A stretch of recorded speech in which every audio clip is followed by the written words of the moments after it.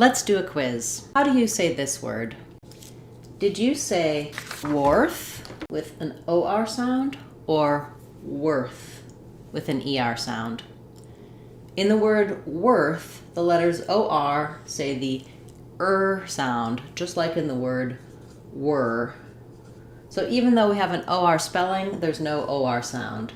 We were worth it. They were saying it was worth it.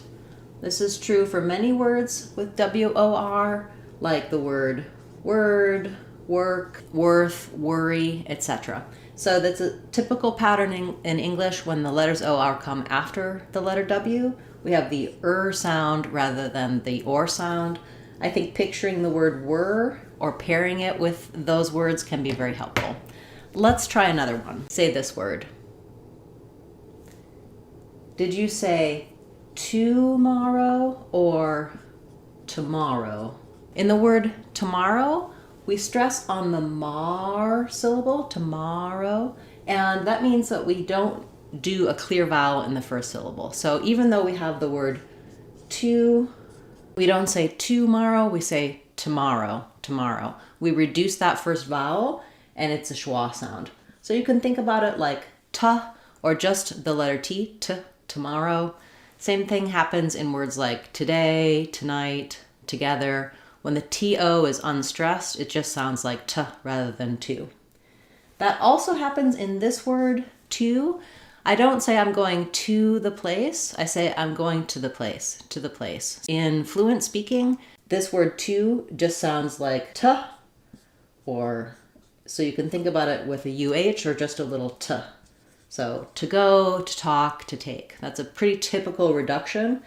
Spelling and sounds don't really line up for English. So say this word out loud. Did you say comfortable with 4 syllables? Or did you say comfortable? So this one doesn't make a lot of sense, comfortable. Even though we have the letters OR, we just basically drop that and we move the T and the R around. This is the most typical way you'll hear people say this word, comfortable. I'm comfortable, a comfortable time, a comfortable couch. Looking at how it's spelled, it looks like the word comfort. Notice again that we have our OR and we're not saying our full OR sound. So that's a typical pattern. When the OR is unstressed, it becomes an or in this case, it drops and becomes ter. Okay, let's try another one. We'll continue our accent quiz. Say this word out loud. Even though we have the letters AR, if you said war with an R sound, that's incorrect. It's actually war with an OR sound. It's the same as the word war. So just like we had letters OR turning into the after the W, when we have letters AR after a W, they say the OR sound most typically. So the same is true for words like warm, warn, warning. I usually remember this one as we wore warm clothes to war. War and war are the same. So we wore that to war. There was no warning for the war happening. How do you say this phrase? Did you say it will be or it'll be? In this case, we want to use it'll be rather than it will be. We contract it and will, and the T becomes a flap, and it's just like in the word middle or little. We use a flap T there and a syllabic L. It'll be, so it'll be good, it'll be okay, it'll be busy. That's how we naturally say it. It's not any kind of slang or improper English. It's just actually how we pronounce this contraction. Say this word out loud. Did you say forgive or forgive? In this case, forgive is the correct pronunciation. Letters OR just say the sound because they're unstressed. So the stress in forgive falls on the give syllable. If we were to look at the IPA, you'd see for give, the stress marker goes before the give syllable, which means that the letters FOR are going to be reduced. They don't say for, but rather for. Same is true in forget, forgot, forgotten, etc. When that FOR is unstressed, or information, another example, then the OR letters just say the ER sound. We also do this for the word for.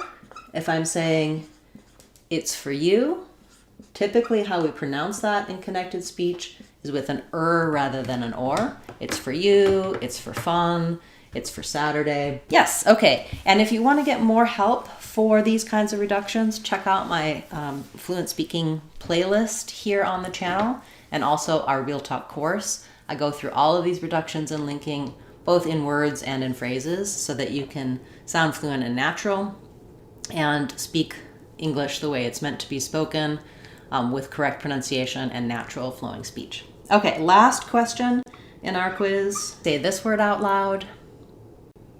Did you say said with the A sound or said with the S sound? The correct answer is said in American English.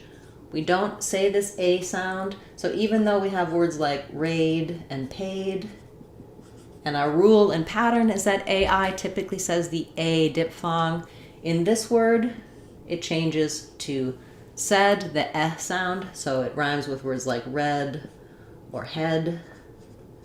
It's just an exception to our spelling patterns. So he said, it said, she said.